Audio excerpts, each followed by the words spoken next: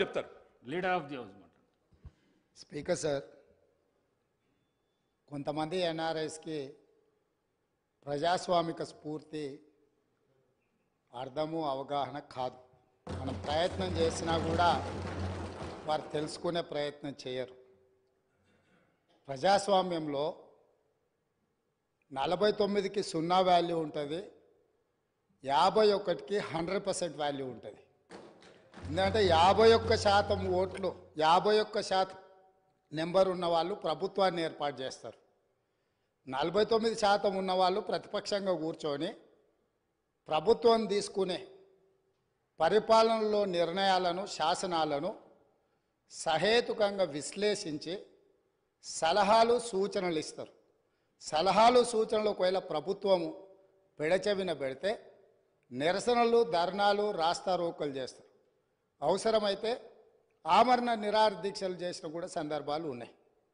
ఆ స్పిరిట్ను తీసుకోవాలి తప్ప వాళ్ళు 64 ఉన్నారు, మేము 39 మంది ఉన్నాం, మేము అచ్చోసిన ఆంబోతుల్లాకున్నాం, మేము పోడియంలోకి వచ్చి కుస్తీలు కొట్లాడతాం, ఈ రకమైన భాష వారి గౌరవానికి కానీ ఈ సభను నడిపించుకోవడానికి కానీ సహకరించదు. రెండవ అంశం, పదే పదే గత పాలన గురించి, గత ప్రభుత్వాల గురించి మాట్లాడుతున్నాను. సరే, వారు ఏం మాట్లాడతారో మొత్తం విన్నాక రిప్లై చేద్దాం అనుకున్నాను. కాకపోతే నా రిప్లై కోసం వారు తహతహలాడుతున్నారు. గత పాలనలో యూత్ కాంగ్రెస్ వైస్ ప్రెసిడెంట్గా కల్వకుంట్ల చంద్రశేఖరరావుకు అవకాశం ఇచ్చిందే కాంగ్రెస్ పార్టీ. సింగిల్ విండో డైరెక్టర్గా ఎన్నికల్లో పోటీ చేయడానికి ఇస్తే కాంగ్రెస్ పార్టీ తరఫున నిలబడి ఓడిపోయిందే చంద్రశేఖరరావు. గత పాలనలో ఎంపీగా గెలిపించిందే కాంగ్రెస్ పార్టీ. గత పాలనలో షిప్పింగ్ మినిస్టర్ ఇచ్చిందే కాంగ్రెస్ పార్టీ. ఆ తర్వాత కార్మిక శాఖ మంత్రి ఇచ్చిందే కాంగ్రెస్ పార్టీ. అంతెందుకు, ఇక్కడ సభ్యుడు ఉన్నాడు, వారు కూడా వారి కుటుంబ సభ్యులే.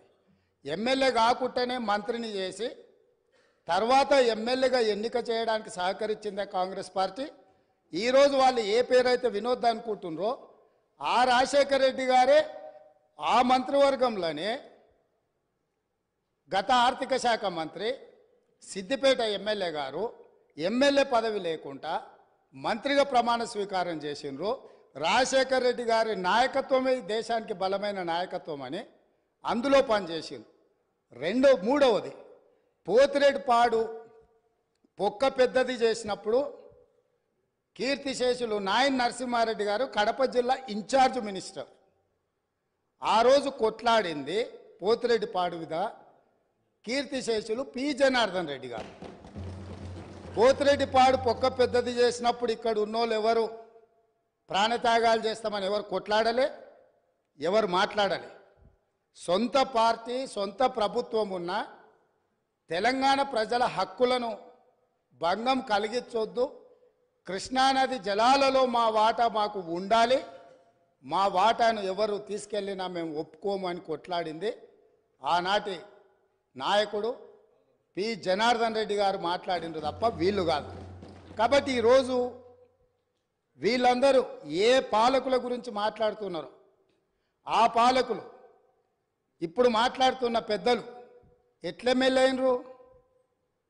వాళ్ళ తండ్రి గారి గురువైన చంద్రబాబు నాయుడు గారి పార్టీతో పొత్తు పెట్టుకుంటే ఆ పార్టీ మద్దతుతో ఆ కడువ కప్పుకొని సిరిసిల్లలో కష్టపడి పనిచేసి నిర్మించుకున్న చీమలు పెట్టిన పుట్టలో పాములు దూరినట్టు కేకే మహేందర్ రెడ్డి అక్కడ పార్టీని నిర్మించుకొని తెలంగాణ ఉద్యమంలో పాల్గొని తెలంగాణ ఉద్యమంలో ముందు భాగం నుండి నిలబడి కొట్లాడితే ఎన్ఆర్ఐ అంటే నాన్ రిలయబుల్ ఇండియన్ కింద మేనేజ్మెంట్ కోటాలో ఇక్కడికి వచ్చి టికెట్ తీసుకొని అక్కడ ఆ కేకే మహేందర్ రెడ్డి గారిని అన్యాయం చేసి ఈరోజు ఇక్కడికి వచ్చిర్రు.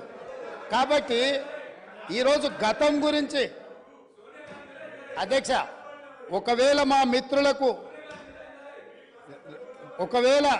వాళ్ళకు అంతగా గతం గురించి చర్చించాలనే ఆలోచన ఉంటే ఒక రోజు మొత్తం తమరు సమయం ఇవ్వండి.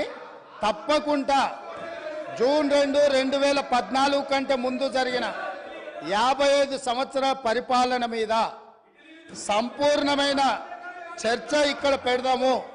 ఈరోజు ఇక్కడ జరుగుతున్న చర్చ జూన్ 2, 2014 నుంచి జరిగిన పరిపాలన, చేసిన విధ్వంసము, నాయకత్వం యొక్క వ్యవహార శైలి మీద మనం ఈరోజు మాట్లాడుకుంటున్నాము.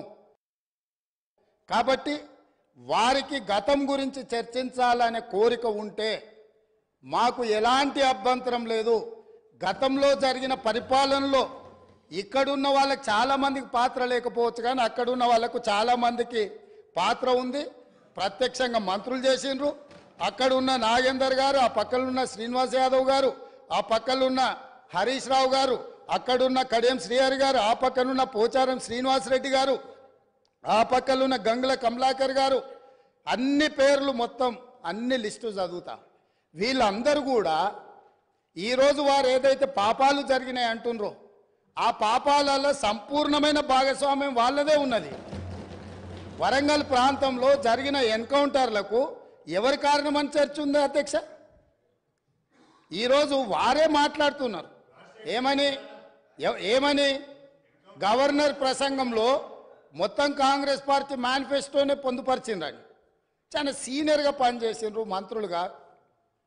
గవర్నర్ గారి ప్రసంగము పార్టీ యొక్క ఎన్నికల మేనిఫెస్టోను మంత్రివర్గంలో చర్చించి మా ప్రభుత్వం యొక్క భవిష్యత్ కార్యాచరణను మంత్రివర్గం ఆమోదం చేసిన తర్వాతనే గవర్నర్ గారు ప్రసంగిస్తారు.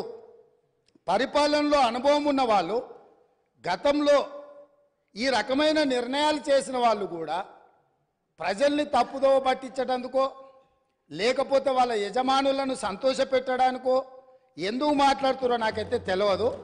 నేను సభ్యుడికి సూచన చేస్తున్నా. నేను చాలా విషయాలు ప్రస్తావించిన, తప్పకుండా సావధానంగా 5 సంవత్సరాలు సమయం ఉంది.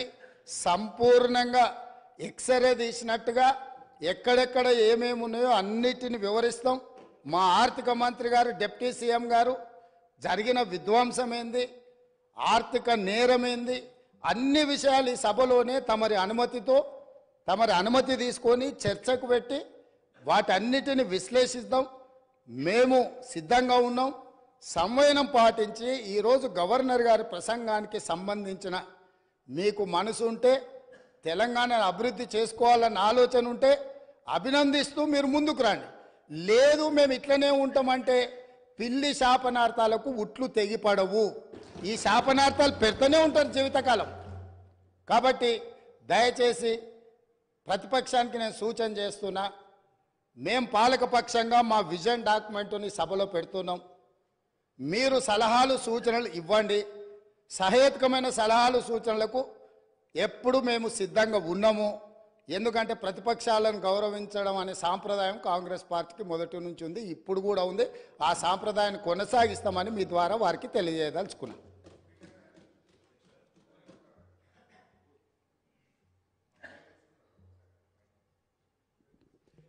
వారు మా పేరు తీసుకున్నారు అధ్యక్ష. గౌరవనీయులు రాష్ట్ర ముఖ్యమంత్రి గారు ఈ సభను